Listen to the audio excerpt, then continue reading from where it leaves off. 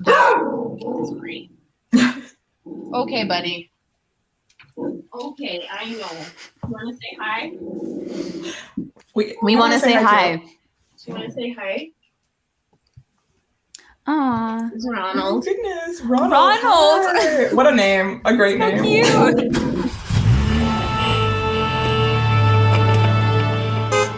Hi, everyone, and welcome back to Off to Broadway, the podcast where we deep dive into anything and everything musical theater from the comfort of my car. I'm Tara. I'm Stefania. And in today's episode, we have a very special guest. So please welcome Jennifer Ryder-Shaw to the podcast. Hey, Jen. Hello. So nice to have you here. Thank you for being here. Thank you for having me. Yes, thank you so much for taking time out of your busy schedule to chat with us. And exciting news, you and your husband, Robert, are expecting, so congratulations on that as well. Thank you very much. And for those of you who don't know, though I'm not sure who wouldn't know, you're currently performing in Spamalot as part of this season's Stratford Festival. That's right. So we'll come back to that in a bit, but first we always start our episodes the same way when we have a guest, and that is, what is your earliest memory of theater? Oh boy. My parents used to take me to the shows at our local college. I grew up in Red Deer, Alberta, and they had this great theater program at Red Deer College, and they would do a musical every Christmas. And I think the very first show I went to was Oliver. And there was a gunshot at some point in it, and I was maybe 5 or 6 years old, and I had fallen asleep because it was a nighttime show, and this gunshot, and I had bolted out of my chair. So I missed half the show, but I remember the gunshot and was terrified of that.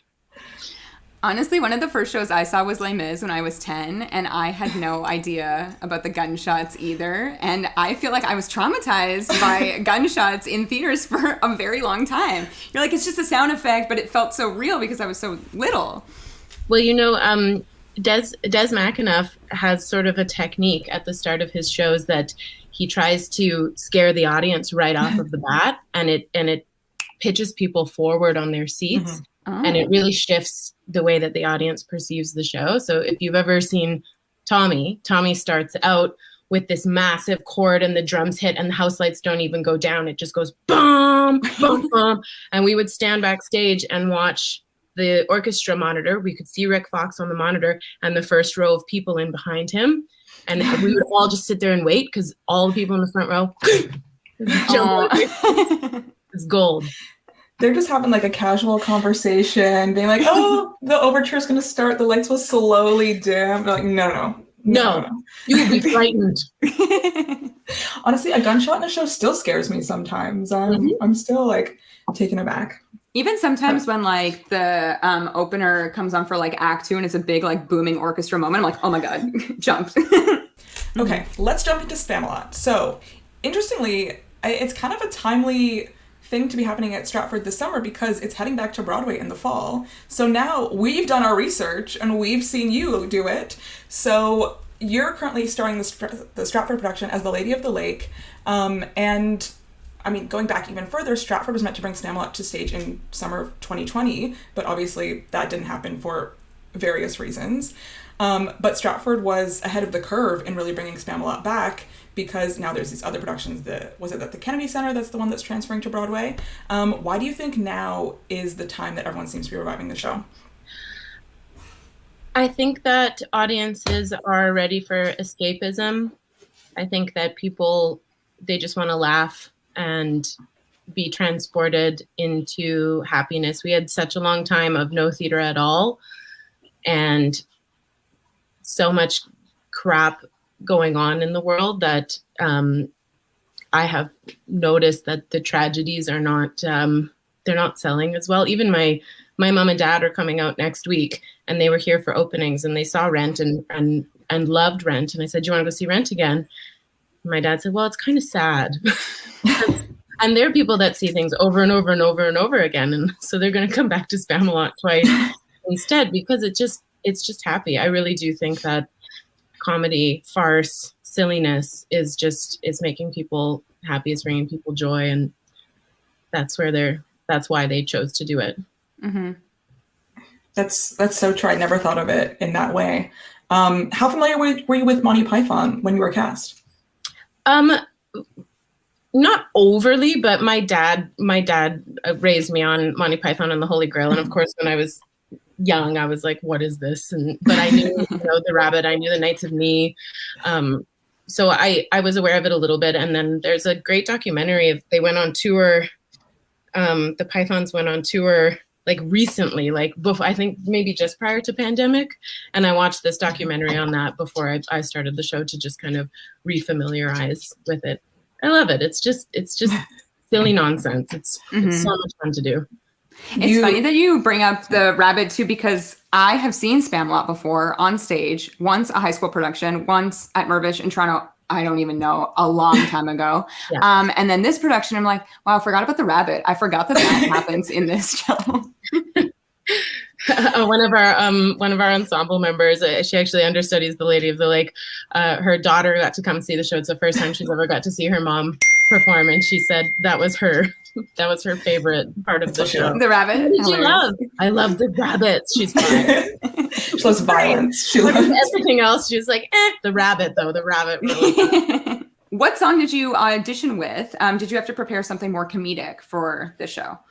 I actually didn't audition for Spamalot. Oh, wow. Offer only. Okay. I worked with Leslie in 2017. I did HMS Pinafore with her, and we worked really closely on that production and got along really well. And that was, a different kind of British comedy. But we got to know each other and we got on really, really well. And then years passed and she came to see Chicago a few times. And I think up until pretty close to it was expected that most of the original cast was going to return, because I wasn't cast in it in 2020. I was just in Chicago. And I was going to ask that actually, but yeah, Kimberly Ann Trong was the original Lady of the Lake, and she rehearsed it for, I think they got 2.5 weeks, 3 weeks into rehearsals. But she was killing it in film and TV. She's on Run the Burbs, and she does all this voiceover stuff, and she's a good friend. She's fantastic. So she kind of went, oh, I wish I could do it if it was only 2 months long, but I can't, be away. So she's developing this really great career. And I was like, well, I'm around. And Leslie had just seen Chicago. So yeah, the festival reached out and I was absolutely thrilled to do it. But I was preparing because I knew Kimmy wasn't going back. So I was putting all the material in the show, getting ready for an audition. But I can't lie, I didn't have to actually go in for it. So if you were to audition, what would you have sung? I was just learning all the Lady of the Lake stuff. Oh, everything. Okay, everything. Great. Yeah. Amazing. Yeah, watching all the bootlegs. Yes, there are many. Who are you watching? Well, yes, who are you watching? Oh, I really love Hannah Waddingham. I mean, I love Sada Ramirez too, but they have much more agility in terms of pop singing than I do. And I think Hannah Waddingham is more that like classic music theater sort of take on it, which is, I think, where my strengths lie. So I kind of looked to her and I totally copied her ending of Whatever Happened to My Part. I mean, I was going to say, speaking of such a comedic part, like obviously some incredible women have played the Lady of the Lake before, as you mentioned, Hannah Waddingham, and Sarah Ramirez, but also Leslie Kritzer going back to Broadway, who is so super funny. So how do you, without like, obviously you took inspiration from Hannah, but how do you make this role your own as well? I watch things for inspiration to sort of go, what can I steal? I feel like every creative does that. What can I take? I've done it since I was in dance calls and would watch people that were way better than me and be like, why does she look so good doing that? I like what she's doing. I'm going to do that. So I would, kind of watch it enough to go, what do I want to steal from that? And then stop watching it and never take a look at it again. So that I can infuse some of my own self into it and not just try to do a total carbon copy. Right. And then, of course, I'm very visibly pregnant. You have a lot of downtime in this show. Speaking of your Act 2 song, Whatever Happened to My Part, what's going on backstage? What are you doing? Are we answering emails? Are we on TikTok? No, I get really lonely. So my routine, I get to the theater usually, if it's an 8:00 show, I get to the theater at 6. and make a cup of tea, put on my makeup, and then I get to sort of connect with all of the different, like my dresser Mary Lou is in there, and I get to have a chat with her, and stage management always comes by to check the props, and the wig mistress comes in and drops off the wigs, and I get to check in with her. And by the time I've put on all my makeup and I've listened to my playlist and stuff, it's 7:25, which is our half-hour call. And then I have these little angel cards, which are like little intention words, and I go downstairs to the other dressing rooms because I'm upstairs with all the boys. I miss my girls, so I go downstairs, and everybody that wants to can take a little angel card that has, different like joy, or, and that's your intention for the show that day. And I go into each dressing room and I just sit around and chat with everybody because I'm already in a wig and a costume and makeup. Yeah. And then I sit backstage at the top of the show with all the boys who have to sing off stage in Finland. And I sit there and I sing with them, even though my mic's not on. And then everybody kind of comes and goes, and they finish Finland, and they drop off the sets, and they say hi to Josh as he goes by, and then they say hi to McKinley as he goes by. And then 15 minutes into the show, it's time to go downstairs into the trap. And then my act 1 is 30 minutes long. It's 8:15 to 8:45. I sing my songs. Then I go into the dressing room, and I wait until interval. I wander around. I talk to everybody again. Top of 2, I sit backstage with the Knights of Knee. As soon as the Knights of Knee come off, I sit with Evangeline, Aaron, and chat with them. And then we always play a little trick on Josh because he is a fast runner. I just sit back and chat with people. We gotta get you a TV show to binge watch, or like a video game, or like something, It's really nice to just be with my pals and chat with them backstage. So I still feel connected to the show. I don't like sitting in my dressing room because all that happens is, you look at your phone and suddenly the time has passed and nothing has been accomplished. You're scrolling. Funny shit is always happening backstage. I love to be back there, and I love to connect with people. And you can see the show on the monitor backstage. So I watch and I listen to see, sometimes it's like, oh, is there anybody in the audience today? It's very quiet out there. And then other times it's like, well, it's Saturday at Stratford and people have had a few drinks. Today this joke not hitting. It's not hitting. It's funny, some things they like, you build in this time because they land like 9 or 10 times, and then that one time you're like, cricket. Yeah. Let's move it. Keep it moving. What do we do wrong? Oh my God. Well, since you spend a lot of time backstage, do you have a favorite song that you don't sing, but you get to hear or watch from back there? I love Lancelot. I love that number. Maybe it's also because it's like 3/4 of the way through the show. And it's like, oh, we're in the home stretch now. And I finished whatever happened to my part, which is like the big one. Yeah. But I always sit there, and Johnny always comes backstage at the top of Lancelot. So I always have a chat with him. And then sometimes him and Aiden have a little dance battle, and I get to watch them dance on the monitor and stuff. And it's so, I'm like, when was the last time I heard disco at the Stratford Festival? It's so much fun. Yeah, it's a great number. I'm picturing you backstage just being like, hey, anyone want to talk to me? Anyone? Have these little chairs. There's these little chairs right by the entrance to backstage, and I just sit there in my gold lame and hold my belly. There's always somebody sitting there. Amanda DeFreitas and I always she has a dad joke at the same moment every show. I said, what have you got today? And she tells me her dad joke. She's really that's fun. That's so much fun. We're going to ask you what you brought us through what your typical like show routine from 6 p.m., let's say, to the end of the show looks like. What does a day look like before that? How do you prepare for the show? If it's a show at night, I don't do too much these days because I get tired very easily. I'm 7.5 months pregnant. So Robert and I usually walk the dog in the morning. If I have like an errand or two to run, I'll do that, get some groceries or something. But typically I lay pretty low. I have a big garden. I'll go out and relax in the garden. I do these like prenatal Pilates classes occasionally, but I take it pretty easy if it's an evening show. It's hard to not do stuff all day because then I get to the theater and find myself being like, oh God, now I have to do the show. I much prefer doing matinees this year. Because by the time I've walked the dog and made a nice breakfast and stuff, it's time to go to the theater. And then the show's done. And then I can do whatever I want at night. But the nice thing is I'm only doing 4 shows a week. So it's pretty rare that I have to go kind of back to back to back with a bunch of them. So I can always go, okay, well, I'm tired today, but I don't have to work tomorrow. It's not a set schedule, right? Like every week it's kind of different what day the shows are. Yeah. Oh, interesting. Huh. Okay, well, I mean, we speaking of see that. Not to say, like, we see that trying to, like, find a date to come on a weekend because we're, like, in Toronto. We're like, okay, when are they doing a Sunday matinee? Like, when can we come drive up? And we're like, okay, 3 weeks from now. Okay, then 2 weeks after that. Yeah. So it's interesting from we from, tried like, a to road see trip both perspective. Rent and Spamalot at the same time, but you guys don't overlap that much this season. No, not a whole lot.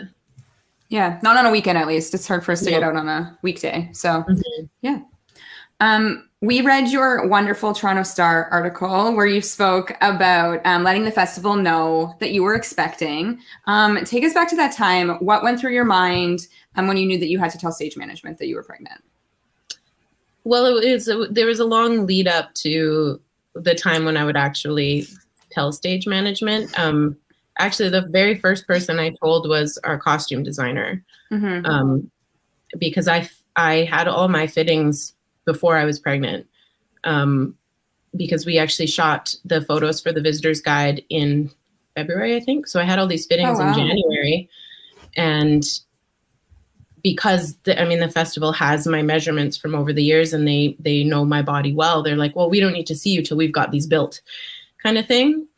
And I think it was February 19th was when I found out I was pregnant, and we started rehearsals on March 3rd or something. And then my next fitting, I was looking ahead and going, okay, I'm going to be 9 weeks or 10 weeks pregnant. And already like my own jeans are not fitting. And if anybody knows your body, it's people that work in wardrobe, but that can instantly tell. And so I was like, I have to tell somebody. And I hauled poor David Beckler into my dressing room and was like, I have to tell you this because we're going to have a fitting and nothing is going to fit me, that I am pregnant, but it's too soon to tell anybody. And he, of course, was thrilled. He was so nice. He was like, oh yeah, we'll make changes. We'll totally adjust everything. And he redesigned, and I was supposed to wear this like sexy tight little catsuit thing for the Camelot number. I was like, so how about maybe not that? Is that you're in like the purple jumpsuit for that? Purple one. Yes. I love it. Which actually turned out so beautifully. But yeah, so he was the first person I told. And then I'm 37. I was 36 at the time. And when you're over the age of 35, they advise you to get some extensive testing to test for a lot of different genetic conditions and stuff that are more prevalent when you're over the age of 35. But you can't get that testing done until you're, 10, 11, 12 weeks. And then you don't get the results back for another 2 or 3 weeks. We didn't even want to tell our parents until we knew for sure that the pregnancy was viable. So yeah, it was just this awful waiting game. And then I finally reached out to the producers first. Actually, Bonnie Green was the first one I called and said, it's still too soon for me to be telling anybody this, but I have to tell you because I'm starting to get stressed out. And she was thrilled. She laughed on the phone. She went, oh my God, I was hoping that's what it was. What a great reaction.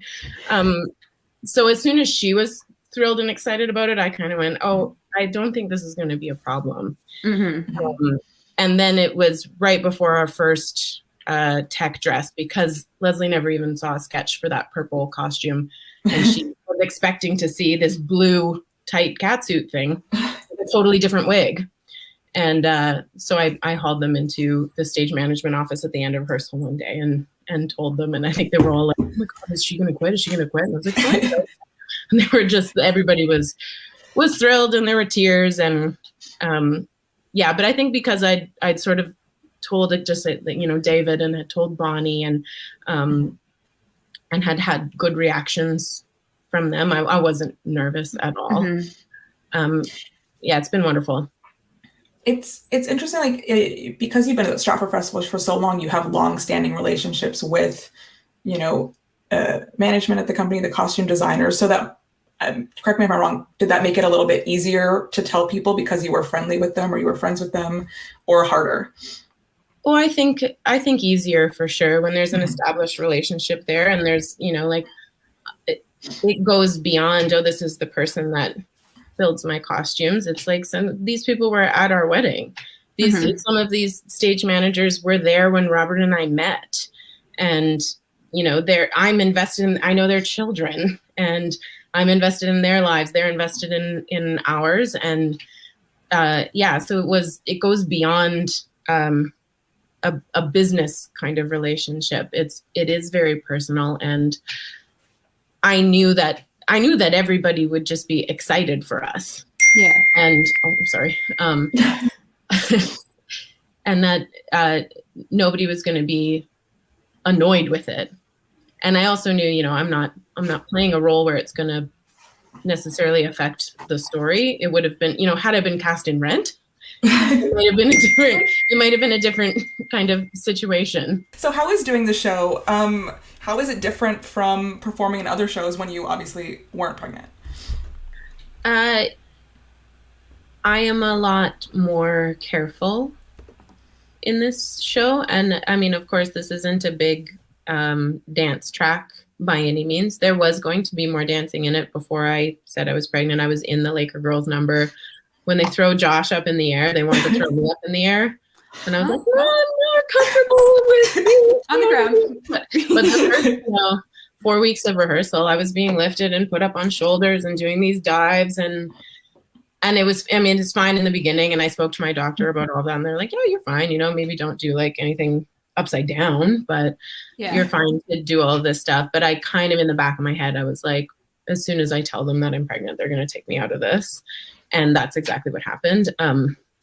But now as I've gotten bigger, and your balance can kind of start to shift, and like the blood volume in your body is so much greater that even to go from being bent over tying up my shoes to standing up, we all get that little like whoosh sometimes if you haven't had enough to eat, but being pregnant and being kind of like weighted out in the front slightly differently than it was, it's just like kind of multiplied a little bit.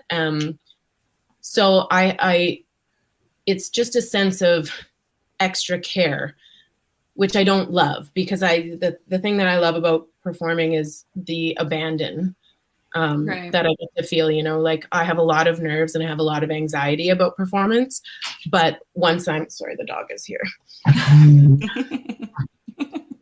Come on in.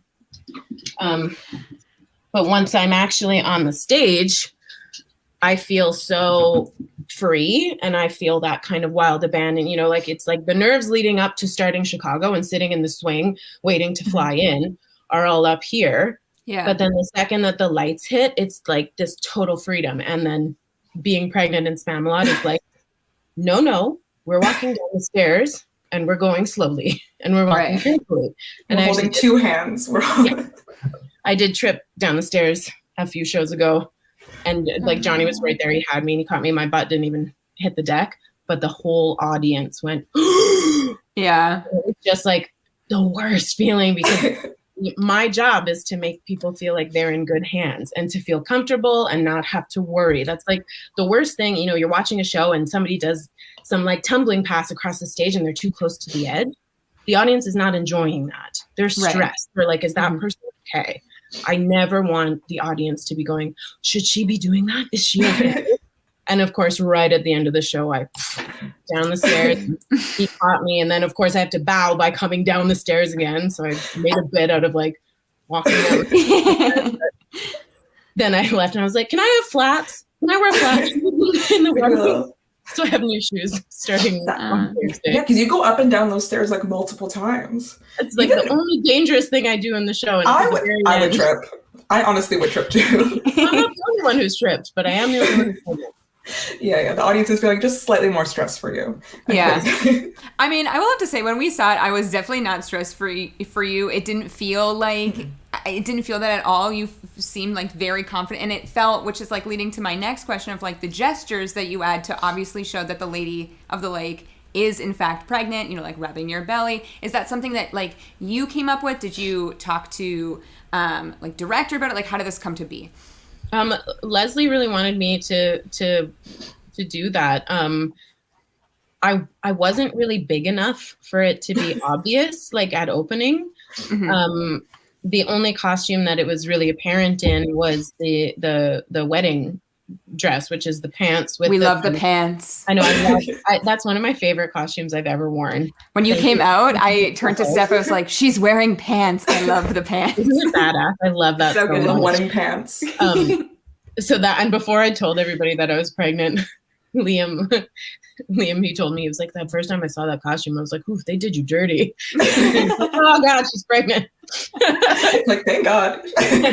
Because David had said, he's like, well, we can change it so that it's, it flows. And I was like, well, no, like I'm going to grow. It's going to be obvious. Let's just celebrate it. So it wasn't until opening night at the very, very end that I rubbed my belly and kind of did a like, yes, I am pregnant. And, in the beginning I was still wearing the original costume, which was the corset. And they just kept like adding leather panels to it. But I didn't look, I think anybody that saw Chicago would be like, oh, Jen has maybe put on a little bit of weight. It didn't look pregnant specifically. Right. Yeah. And then once that costume started to get uncomfortable, I would put it on and then the baby would just start kicking like crazy. And I was like, this is awful. I need a change. They built me this leotard, basically, that's just a stretchy gold lame. And then they did all the stuff on it. So that one, once I got that costume, it was like, she is very clearly pregnant. Yeah. So as soon as I come out of the trap off the top, I rub the belly, and then that started to get a laugh. And I was like, okay, I just need to be like, yes, I am. Audience. I am indeed pregnant. Yeah. You are not hallucinating. Yeah. That's true. You don't want the audience to be like, is she pregnant? Is she not? And have you strong focus. Just like, yes, acknowledge, and then keep moving. I didn't want it to take away from the comedy. I didn't want people going like, ooh, like, should she be doing this? And also, do you think I think she might be pregnant. Is she pregnant? I didn't want that. I want, everybody to be listening to the lyrics and laughing at the jokes. Yeah. Well, speaking of that costume, when we met Robert after Rent, he was like, oh, just wait till you see Jen. She looks like Wonder Woman. And we didn't really know what he meant by that until we saw your entrance. We're like, oh, she does look like Wonder Woman. Love this costume. So is this something that like would happen regularly? Like, would you work with the costume team in another, like if you were not pregnant, like how involved would you be as a cast member working with costumes? I mean, every designer is different. And obviously, like, if everybody's wearing the same costume, then you don't get a whole lot of say. Right. In it. But my experience here has pretty much always been with sorry. Okay, buddy. Okay, I know. You want to say hi? We want to say hi. Do you want to say hi? Aww. Ronald. Oh, goodness. Ronald. Hi. What a name. A great name. Cute. Speaking of designers and costumes. Yeah. We have a bit of a luxury of time here. And so when I've been playing a role where I'm not wearing the same costume as everybody else, there's definitely some input. And sometimes it's simple things like, can the strap be thinner or wider? Right. And other times, like this year, it was like, I don't think, and I totally could have worn that tight little cat suit. It just would have been very obvious early on before I had told the cast. And I think I was just feeling uncomfortable about that. But now, if that costume were presented to me, I would totally wear it. And David was totally open to design changes. But most of the designers here, they want to help the actor inform what the character is. So it is definitely a collaboration. And that goes like from everybody from the wardrobe team that's building the costume, the designer and their assistant that is creating the design, the wig, the creators of the wigs, they're very open to suggestion and color options. And, it's a very collaborative experience. It's actually one of the most fun parts of everything is like getting to put that all together and then getting to see everybody in what the creations are. Yeah. I remember I was a dancer, and I remember like the most exciting day was when everyone tried on their costumes for the first time. We're like, ooh, look at this, look what you're wearing. And then, you do fittings, but you would see it for the first time, and like everyone's wearing the same thing, or like trying on like a solo costume. Like you're like, oh, this one's mine only. Or you get to pick a little bit. You get to be like, ooh, I can put a rhinestone here. I can do this. So I definitely relate to that. So kind of on the same note, Hamilton is playing here in Toronto, and I just saw the And Peggy tour, and the actress who's playing Mariah and Peggy is also pregnant, and I knew that before, and I was watching, and I told my mom, and I was like, Mom, did you notice that? And she's like, honestly, I really didn't. And I think she's even more pregnant than you. She's very pregnant. And also similarly, her husband is playing Aaron Burr in the tour. So they get to kind of do this together, and she gets to continue doing this role. She's not acknowledging it in the same way that you are, just because I don't think that would make sense for the time role. period is a little different. It's not a comedy per se. She's not. It doesn't make sense for the role, but it was interesting for me to see kind of basically like just a week apart, two actresses in major shows being pregnant, continuing to work, whereas I don't think, let's say like 5 years ago, 10 years ago, that was something we were seeing as much. And so it was very exciting. And in many careers, I know women are nervous to tell their employer if they're pregnant or not.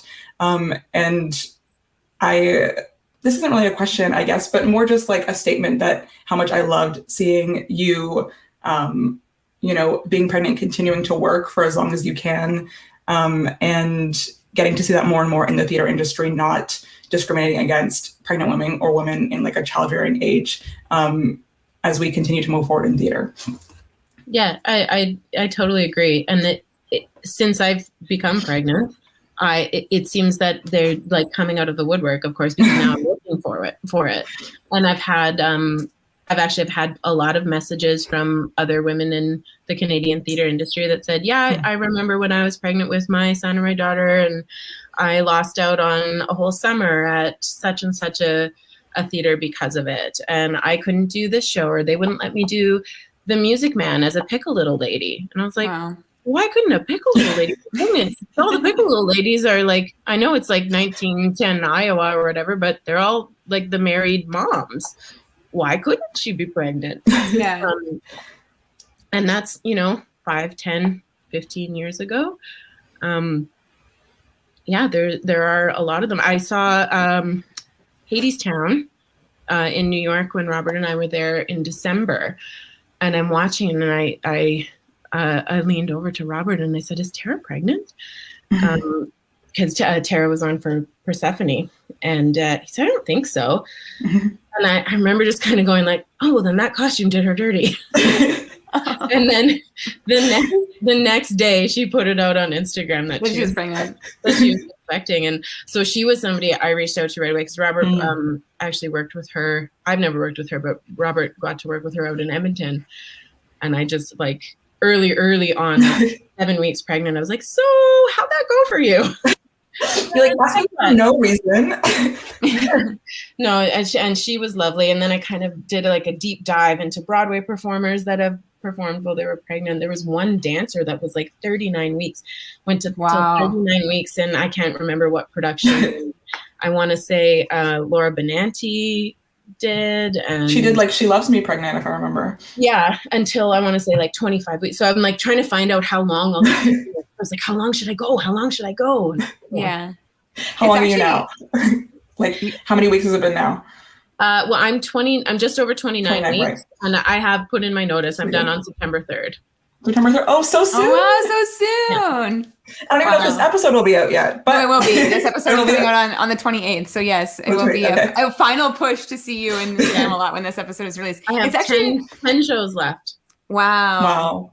Well, Crazy. Congratulations on that too. You've still done so much. It's interesting too, because literally today, just this morning, we were messaging each other. Here Lies Love on Broadway just put out that they're offering childcare for parents for matinee performances, 4 performances starting in September. So I do think that this is like kind of becoming a bigger conversation now, as it should. Mm-hmm. And it's nice that like all communities are taking part. So yeah.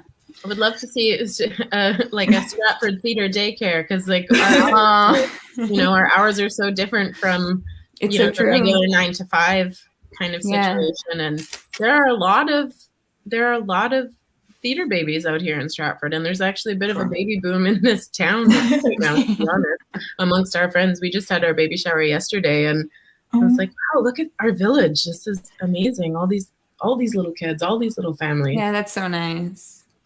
That's funny. A Monday baby shower for theater people. Always. Our wedding was on a Monday. Everyone's free. Let's go back in time a bit to last season when you were in Chicago. You started as Velma Kelly with the festival. This was the first major production outside of Broadway and the West End in 30 years, and you were leading it. I understand that Velma was a bit of a dream role for you. So what was it like to finally get to play her? It's funny that you say dream role. I don't really have dream roles, and I don't know as I ever necessarily described her as a dream role before I did it. But after the fact, I was like, I don't really have a bucket list, but then I finished the show and I'm like, I'm glad I took that off the list. Like, check. Yeah. I actually went in for Roxy. Oh, wow. And I was called back for Roxy. And I learned all of the Roxy stuff. And in one of my callbacks, Donna said, can you learn the Velma sides? And I remember, I'm such an idiot. I was like, aren't I too young? This was pre-COVID. Yeah. Or whatever it was. And she was just like, no. No, you're not. I was like, okay, I guess so. It's just like, I always picture like Cheetah and BB and right. But when they did it, they were in their 30s. And so whatever, in 2019, I was 33. So yeah, then I learned all the Velma stuff, and then I had a good chat in the room, and they said, well, what do you think? Like, what do you like between these two characters? And I remember going, well, I love that Roxy gets to do the Roxy number with all the boys, and wouldn't it be fun to do like this big massive number with all those boys? And Donna went, yeah, but Velma gets to do all that jazz. And I was like, oh yeah, Velma, Right. Velma sounds like way more fun. Mm-hmm. And then went back in, and yeah, so I was thrilled to get to do that role. It was a dream. The first rehearsals in 2020 were a dream, and I was desperately sad when everything shut down. I remember crying in the kitchen with Robert because at first we all thought it was like 2 weeks, and I remember Gabe Antonacci, who's a good friend of ours who was in that show as well. He had moved in with us because his wife had just been in Florida and she flew home. Everything was shutting down and she was sick. And so he was like, I'm going to come and stay with you guys while, Robin's at home. So He was staying in our basement, and we were just having we were like summer camp. We're like, let's go nice sauce and like cook all this fancy food. And then we did like the big town hall meeting where everything shut down for Stratford. And Gabe was like, okay, well, I'm going to go home because we're obviously not going back to rehearsals. It doesn't matter if I get sick. Right. And so he kind of packed up his bag and he left, and Robert and I just kind of stood in the kitchen, and I just like burst into tears. So yeah, it was a long time. It was a long time to wait, but then it made it all the sweeter because we were all just so happy to be back. Yeah. You could tell with that production, it felt like you guys have been waiting a long time, which you had been waiting a long time, but it was just nice to see everybody get to do such a like big show again once everything was back in the theaters. Yeah, it was very special. And I mean, everyone knows Chicago, whether they've seen it on stage or they watched the movie. It's even just announced like returning to Toronto here in the winter, so you can catch it again. I think it's like the 8th or 9th time it's been in Toronto. Is something crazy like that. Yeah, it's still running on Broadway. Was there anything that stood out to you about this specific production that you hadn't seen in a production before? Well, the only production that I have seen is the one in New York, and I saw it in the like early 2000s, and I loved it. I loved that ours couldn't have been more different, because I think there's an expectation when it comes to Chicago. I think it's a fairly inexpensive show to do costume-wise because people expect to see, the black leotards and fishnets and this minimal orchestra, and it's not full of great big gigantic sets and stuff. And I love that between Michael and Dana and Donna, they created this sort of like opulence that would have really existed in that time in Chicago with the color, because you think of Chicago and you think of all black.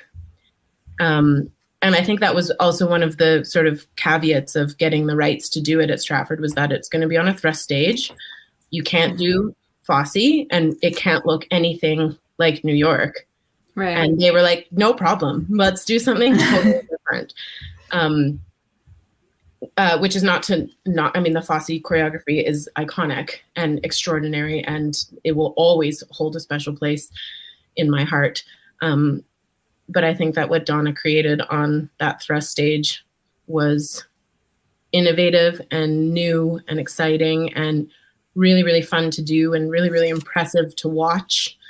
I think everything was different about our production from the production.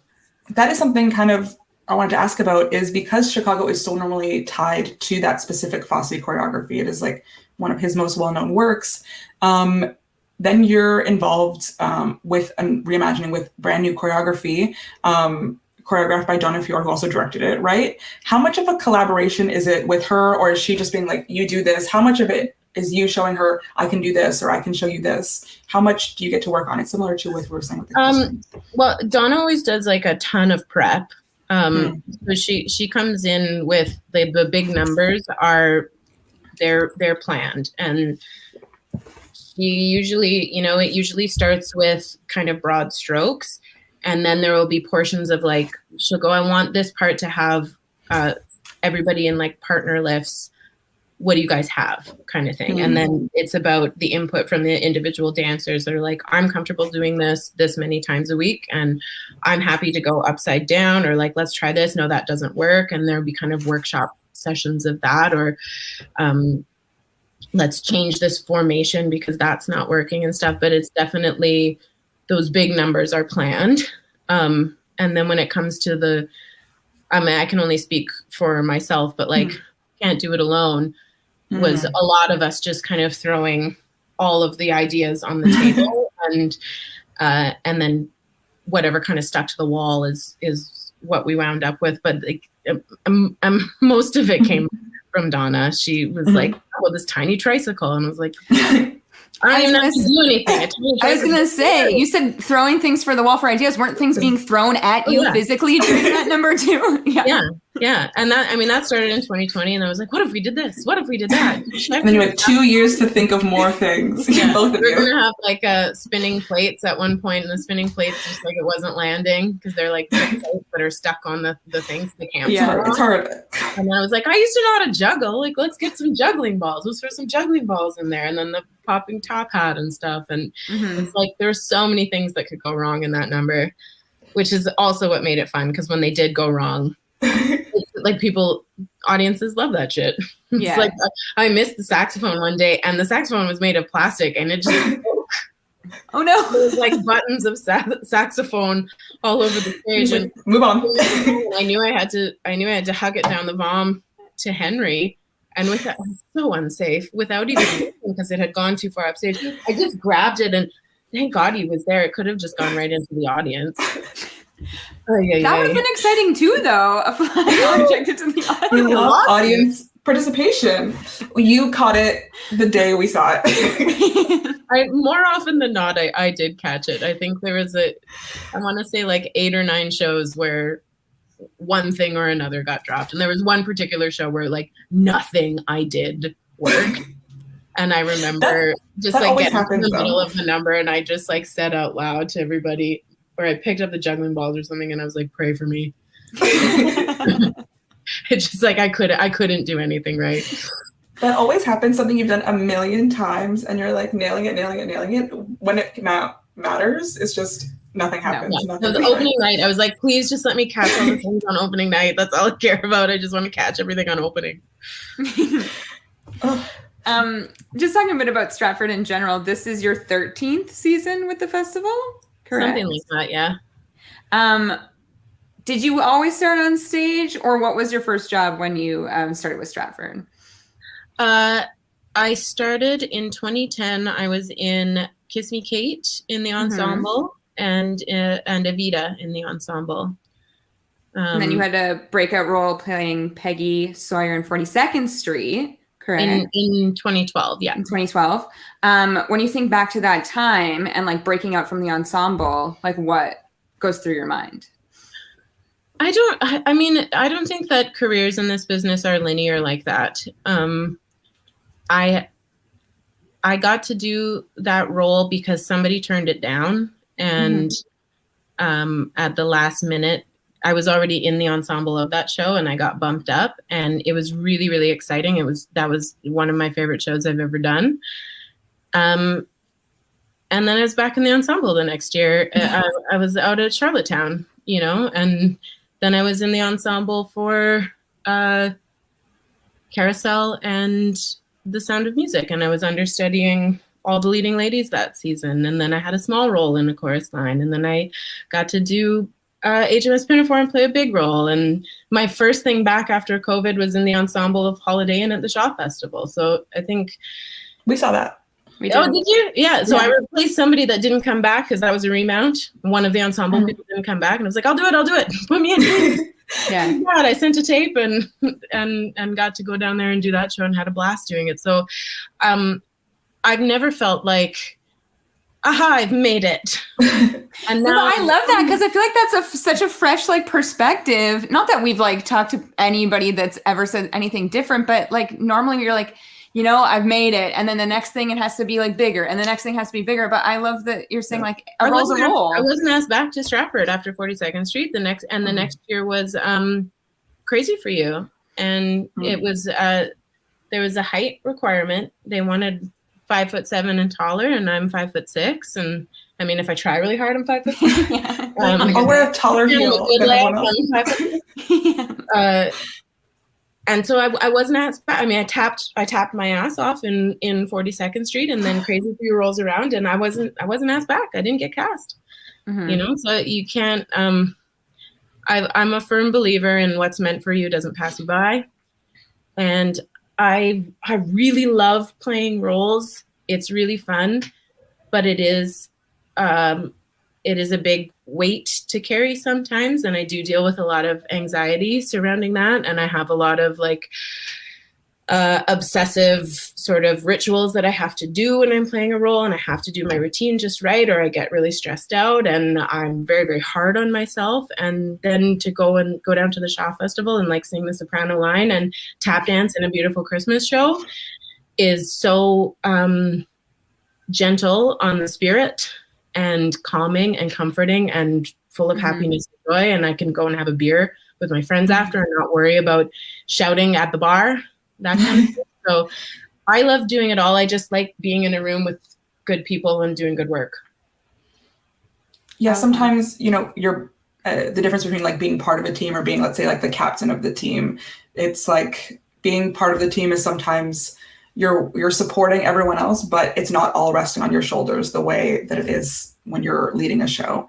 So I can definitely see why you would enjoy kind of flopping back and forth and doing whatever comes to you. And it's also funny looking at, Stratford. Every season they do a few musicals and a bunch of plays, and sometimes they suit you and sometimes they don't. And that's not like personal, let's say. It's just it is what it is every year, and then you find something else or you find another job. But they didn't choose, let's say, Crazy for You because they didn't want you back. It was like, this is the show we're doing this year, and it's not.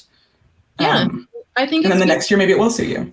I think it speaks to the quality of the work here too. It's you don't just get in and then you're in. It's like, no, now we're doing a show that is a legit operetta. Well, if you were doing a rock musical the year before, not that, a lot of rock singers are fantastic operetta singers, but, sometimes those skills don't transfer. Or, you know, we're doing operetta this year and next year we're doing a chorus line and we need really, really strong dancers. So you don't just get to be, you're not just in. And I mean, that's hard. We own a house here. We pay a mortgage here. We like to work here a lot. But, you know, you're going to see a quality show where a lot of thought has gone into the casting of these people. Okay, let's jump to another category. So something we have in common, I mentioned a little before, I grew up as a competitive dancer from age 6 to 17. Is that something we have in common? Oh, yeah. What a childhood. Honestly, I loved it. I was here in like the GTA, various studios. And I think a huge part of where my love of musicals and theater came from was the studio I went to, one being Backstage all the time, and the studio I went to for the majority of my childhood was really focused on musicals and theater, and they would kind of stage this like musical at the end of every recital where they would all lip sync. It was very weird, but like very fun. So how has that specific experience as a competitive dancer impacted you as a performer? Like, what have you brought from that to this? I would definitely say the work ethic. You know, the work ethic of growing up in that world of, I feel like you're a bit younger than me, but when I was growing up in the competitive dance world, it was very strict, heavy training. And I say this with the utmost love because my dance teacher and I are actually still very, very 100%. Close. She was at my wedding. But you know, you don't get a compliment. It was very much, you know, if she said nothing, then that was the compliment. Okay. It was a good day. That was a good day because you weren't getting you know, once I was a bit older, we would get a good job.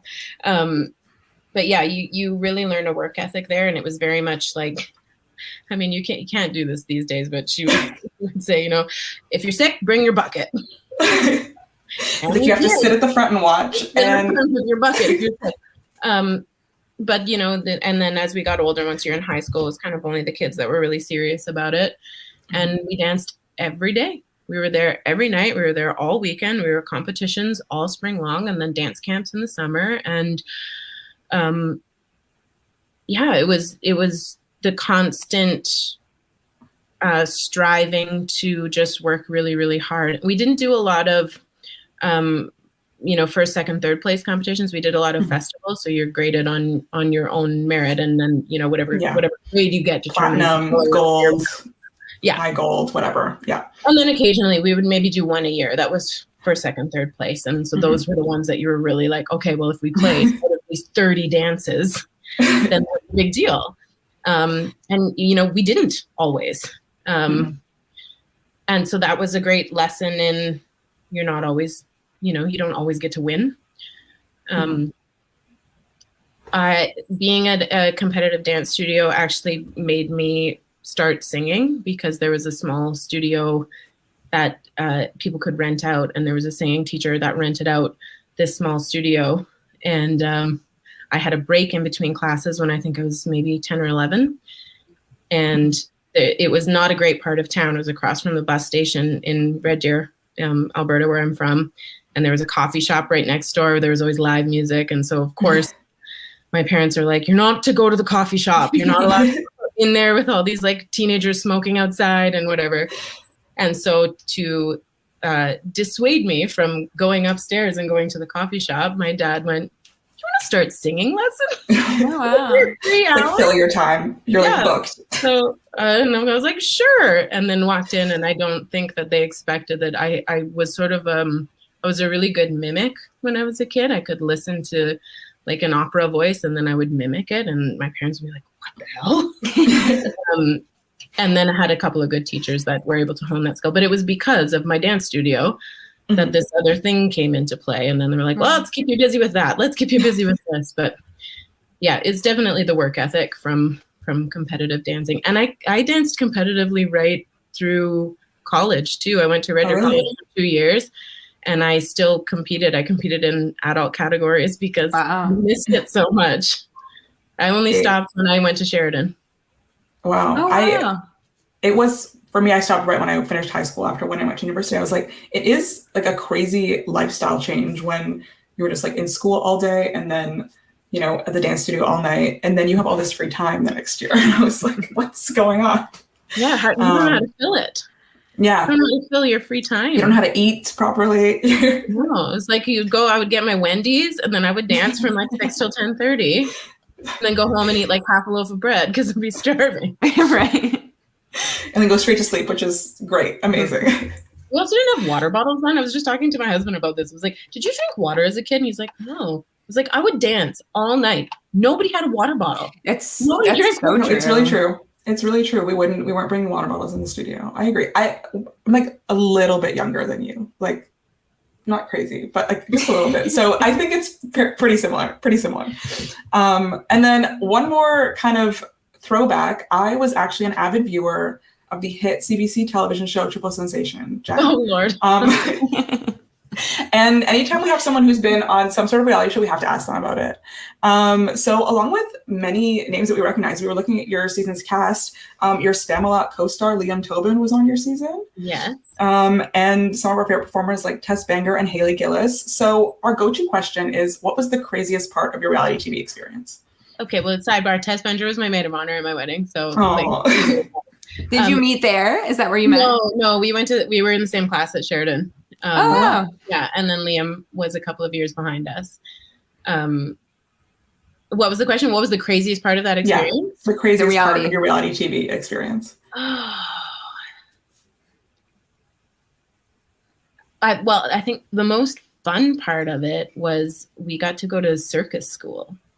Yeah, and I can't for the life of me think of what it's called, but I want to say maybe in Mississauga, because we had to take a van to get there.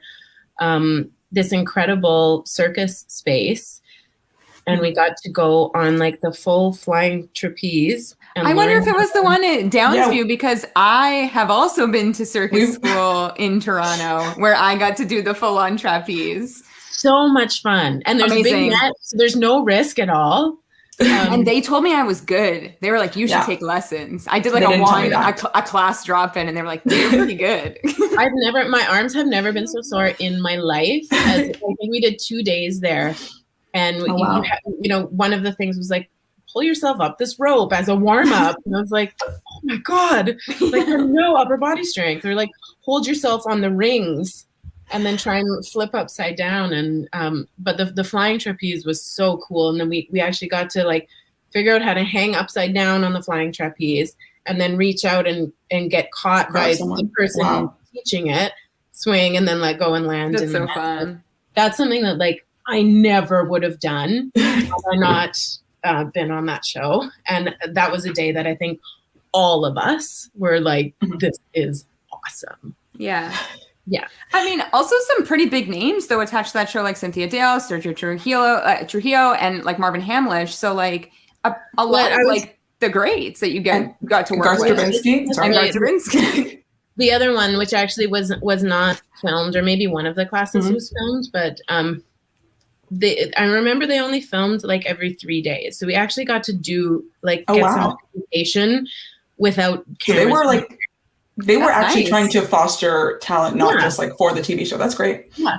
And Larry Moss came in, who like there are many famous actors that credit him for a great deal of stuff. And he did some really fantastic acting work with us, really, really intense, emotional kind of work that at that age was a lot to take in. But looking back, I was like, that was a pretty spectacular experience to have. And then of course, Marvin Hamlish just tickling the ivories, like no big deal. Well, I think he's an EGOT winner, like or close to. Like, that was pretty amazing. And I didn't know, I knew who Cynthia was, but I didn't know her personally. And then a few short years later, we were playing opposite each other in 42nd Street, which is wild. I was going to say, doesn't she have a star on the like Stratford Walk of Fame? Yeah. Amazing. We also did like workout classes via Zoom over the pandemic. I was like, hey, Cynthia. Lifting her like, I can't wait. Love that. Your full audition is on YouTube. If you want to revisit. I never watched it. I think I watched the first episode I watched, and I was just so uncomfortable, like hearing feedback about myself, that I was like, this is not for me. And I never watched the rest of the episodes. For the best. And this is the same reason I don't go out the stage door. Oh, really? Outside. You don't need to hear. Yeah, I just am an awkward, socially awkward person a little bit, and honestly, same. We are too. Don't know what to say, and 99% of the time, people just want to say like "great job," and then there's that like 1% that they say something that you just don't ever forget. Then they're like, right. You look different than last year. Like, you're like, what does that mean? Or like, do I smile and nod but keep walking? Do I acknowledge? Like, I never can think of what to say in the moment. Somebody last year was like, well, I missed the Fosse. And I was like, okay. I'm sorry. I don't. All right. I don't know what to say. I'll let them know. We'll note that down. Oh, man. That's funny. Okay, before we wrap up and get to our obsessions, we do have a little bit of a rapid fire for you. So this is personality test drive. Okay, if you're on a road trip, what is the cast recording that you're listening to? Ooh, Ragtime. Good choice. Okay, what is your miscast? I don't know. If you were a role of the opposite gender, if you had to sing a song from a role of the opposite gender. What is it? Something in the Park? Yeah. Oh, great. If you were to step into a theater tomorrow, which of your previous roles could you perform? Could I perform? None of them. I have terrible memory. Okay, let's say if you weren't pregnant from memory, you could nothing? Not even that? No, none of them. I could maybe get through all that jazz. Okay. That's enough. Okay, what's a movie you would turn into a musical? Barbie. Oh, whoa. It was so good. Wow. I was like, this has to be Barbie on Broadway. Who would we be asking to write the music for Barbie on Broadway? Or is it like a bunch of pop people a la like Moulin Rouge? No, I feel like Sarah Bareilles could do it. Okay. She has Barbie energy. Like Mark Ronson did the like soundtrack of the movie. And I'm bad at Broadway trivia. You're all good. You did a lot of work with like Bruno Mars, but like, what is he? Is he a singer? Is he a producer? Is he both? I don't know. I think he's like a producer. That's a good question. We don't actually know that much either. Yeah. Who is your favorite composer? Sondheim. Great choice. What's your favorite style of dance? Jazz. Old school theater jazz. Favorite costume you've ever worn? I absolutely love the wedding dress in Spamalot, but all that jazz costume at the top of the show for Chicago too. What is your favorite spot to sit in when you're in a theater? Like 3/4 of the way back on the aisle. Doesn't matter what side. I just got to be on the aisle. Wow. Favorite show that you've never seen?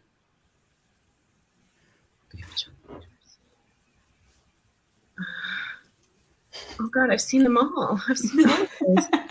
What? Wait, no. Into the Woods. Wow. I've seen you guys didn't see it when you went to, was it closed by the time you guys were in New York in December? No, it didn't make the list. We were seeing like what's on TKTS today kind of thing. And yeah. This is not part of the rapid fire, but what did you see when you were in New York in December? We saw Hadestown and Kimberly Akimbo and the Rockettes Christmas Spectacular. I was assaulted by the Rockettes. I had no idea what to expect and was like, oh my God. We saw them too last time we were there together. We went to a 4 p.m. show on a Friday for the Rockettes. When the camel came out, we were beside ourselves. I was like, "Well, there's 3D glasses, and there's like the glasses flying everywhere." People were showing up like 30 minutes late. It was chaos.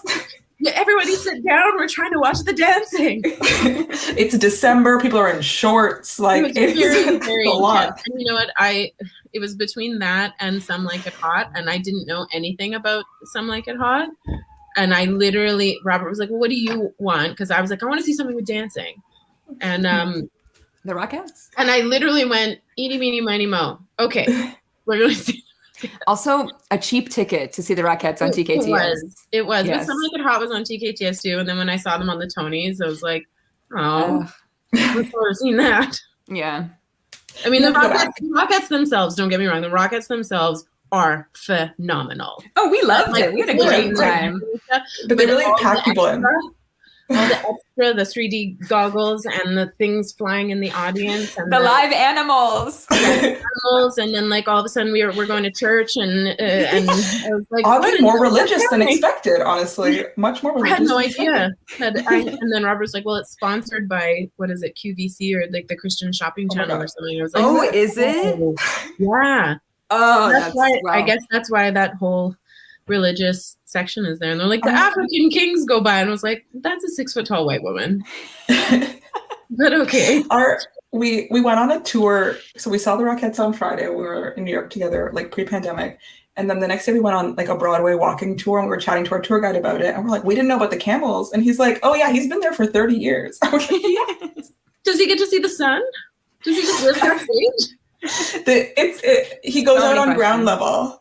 I'm assuming it's a he. The camel, like his dressing room is on ground level. Oh yeah, did they say that? And then after it's over, he walks into a truck and then they drive him off. Oh, so I don't know where he lives the rest of the year. But they do like 4 shows a day there though. Is it different camels? Is there an understudy camel? I think. That's a great question. That's a really good question. I don't know. It's a lot of work. How many camels there are? And was there sheep or donkey or something? There were more than just the camel. I thought the sheep might have been fake, but I don't know. There was another set of animals that went by. And you're probably right because the budget on that is large. God. And all the little kids, the children are like, yay! They're so excited, and Robert and I were just horrified. It's like, those poor animals, oh my God, all these people are yelling. And everyone is buying the stuffed merchandise camel along with like a t-shirt and like everything else. Not us. We can wait to get out of there. And how about like calling 5,000 people through 4 metal detectors? Like trying to get it. I was like, if we didn't get COVID before, we're definitely getting it now. This is a super spreader. Just as bad as Times Square New Year's Eve, basically. Yeah. Okay, back to the rapid fire. Steph, you're up. Okay, what is your go-to karaoke song? I don't sing karaoke. I cheer Robert on. Cheer Robert on. Is it because like you're a singer and people have expectations for you? I honestly feel like some people are just bad at karaoke, and I am one of those people. And there's this expectation that because you are a singer that you it's like sing karaoke, and then you go and you're like, ooh. And it just makes me uncomfortable. I love going to karaoke and watching other people have a great time at it. Yeah. And sitting in the corner and cheering them on. You need to get one of those like private rooms. You need to get I have done that. I did that actually for Robert's birthday one year because he loves karaoke. Yeah. And I think I sang some Guns N' Roses. Amazing. Okay. Great. You're gonna do like a group number so it like eases your way in. Okay, your guilty pleasure musical. Guilty pleasure musical. Well, I don't know that I necessarily feel guilty about it, but I love Seussical. Great. I think it's such a special little show, and I've loved it since I was very, very young. And anytime it pops on, it always makes me cry. Very sweet. Okay, what is the character that you've played that is the most like you? The murderous bitch, Velma Kelly. Actually, though, like Velma was a lot like me. She was like a diehard performer who just like loved that world of like old school, super theatrical. So minus the murder part. Okay, we'll look past it. You're never gonna hit it 100%. Yeah, never gonna be 100 out of 100. And finally, a dream show to co-star with Robert. To co-star with Robert. Oh gosh, people say this all the time. Like, you guys should do so and so and so and so. And I never think, but he's been really on the parade train as of late, and that's actually a show I really love too. And I don't know that I could do that with Robert because it just would be so emotional. Yeah, it would just be like even watching him do Evan Hansen. Excuse me, I was there on opening night, and it was so hard. It's hard to watch your partner be so vulnerable and sad and he was, you know, weeping on stage, and I was like, I don't think I can come to see this. So it would be pretty spectacular to get to sing the parade score with him, but maybe a concert version. He told us that he wants to do Sunday with you, so yeah, but we both want to be George, so so it doesn't work out. You do it in rep and you flop every night. Listen, he'd make a great Dot.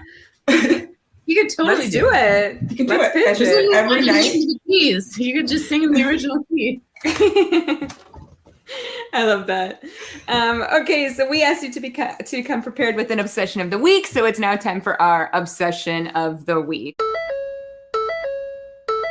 Steph, you'll start, then Jen will come to you, and then I will finish us off. Okay, so Steph, what's your obsession? Okay, so this past weekend, we road tripped to the Shaw Festival, and we saw the production of Gypsy, which we loved, was great. And it reminded me of from the 2008 cast recording. So the funniest number to me is Dainty June and her farm boys when Louise is in the cow costume. It cracks me up every time. Every time. So in the 2008 revival on that cast recording, Laura Benanti is playing Louise, and I don't think she's actually in the cow from what I understand, but she's doing the moo-moo-moos. And just on that cast recording, if you listen to it, she sounds so bored and uncharismatic. Doing the moo. And it just, I cannot listen to it without laughing. It is so funny. And so it is just that like simple comedic choice of her being so terrible and uncharismatic, saying moo in like the back of a cow 3 times. And that is her only contribution to that number. And it's so funny. So that's what I'm obsessed with this week. Brings you joy. Okay, Jen, what are you obsessed with this week? Oh, okay, mine is a little bit more expanded than that. Great. So I have this friend Lauren who I met last year. She's a big fan of the festival and stuff, and she lives nearby. And she came to see Chicago a few times and reached out to me on Instagram. And she's heading off to theater school this year, and has kind of asked for some advice and stuff. And we've gotten to be buds. But she and I were out for a dinner, and she was talking about, she was about to go to New York and all the things she was going to see. And she was going to see Into the Woods and Sweeney Todd, and she was so excited. And then I was talking about the first time that I went to New York. And one of the first shows I saw was Sunday in the Park with George. And I think it was a revival that had come over from the UK. And the design of it was so cool. It literally started out just totally white. He says, what, a blank page or canvas, yada, yada. But then they did all these projections, and that was kind of the early days of projections. It would have been 2006 or 7. But the whole opening number, you see like a hand start to sketch on the set. Stop me. Maybe you saw it too, but no, I've never seen this. So as he's starting to talk, and then Sunday in the background, and you see like these trees, and it's all in pencil, and it's white and it's pencil, and then things get filled in, and then the people sort of start to come in, and then the colors start to be incorporated, and it's like, and I was explaining it to her, and she really likes Sondheim too, but she had said that she didn't really know Sunday that well, and I was like, well, you have to get to know Sunday. I feel like it's a show that rarely gets produced because it only appeals to artists. It's hard. Acting is tough. When it does get produced, it doesn't tend to sell all that well. But that production, I remember just being like jaw on the floor, thinking it was so cool. And then when I got home from dinner with her, I started going down the rabbit hole because I wanted to send her all these videos that I'd seen. And she had talked about the Tonys and stuff, and she was like, "Oh, parade this," and then I was like, "Yeah, but did you see the Brent Carver parade?" There's a video of Brent Carver doing the same song on the Tonys however many years ago. So I'm sending her that, and then I sent her that Sunday, and then it just sent me down this rabbit hole of the original Sunday, which I owned on VHS. Yes, love that. And Bernadette Peters, and I just started I was sitting on my couch on my phone, not even on my computer, comparing the opening numbers from the 1984 and this 2006 version, and how innovative it was in the 80s with her dress that opened up and stuff. Yeah. And the dog was this little thing that popped up, and then they got its tail to wag, and how back then it was this theater magic thing that happened, and then how they took that and recreated it again. And yeah, so that was kind of I've always been obsessed with Sunday, but I kind of reestablished that because I have this pal who I think she just turned 19. Wow. Who was obsessed with theater too. And I'm like, I don't know these ones. And I just share them with you. And so that's my obsession at the moment. No, that's great. We haven't seen that. And now we'll go down the rabbit hole because we always feel like we know a lot about what's happening currently in theater news, but like blind spot to us is like the older things. So I'm excited to see this. Well, watch that, and then they do like a reunion concert many years later, and Mandy Patinkin and Bernadette Peters sing Move On together. And you can just tell that these are two people that had this extraordinary, beautiful connection back in that original production. And then they come together and sing this song so many years later. And it's just like, I can't listen to that score without crying either. I love it. We actually, one of the last things we saw before the pandemic was your maid of honor, Tess Benger, in Sunday in the Park with George here in Toronto. And we walked away. I don't think we'd seen her in anything before. And we walked away. We're like, no, she's amazing. She's a star. We have to see her in every single other thing that she does because she is that good. Oh, yeah. She's a wonder. I love her so much. She's we have this like kind of close-knit circle of friends from my class at Sheridan that I can't see any of them do anything. Like they open their mouth and I'm like, I can't not cry the second that it's like the lights go down. You're so proud. You're like, that's my child. Proud. Yeah. Tess is extraordinary. Tess did a really beautiful production of Cabaret in which she played Sally Bowles in London. Did you see that one? It was in their small space.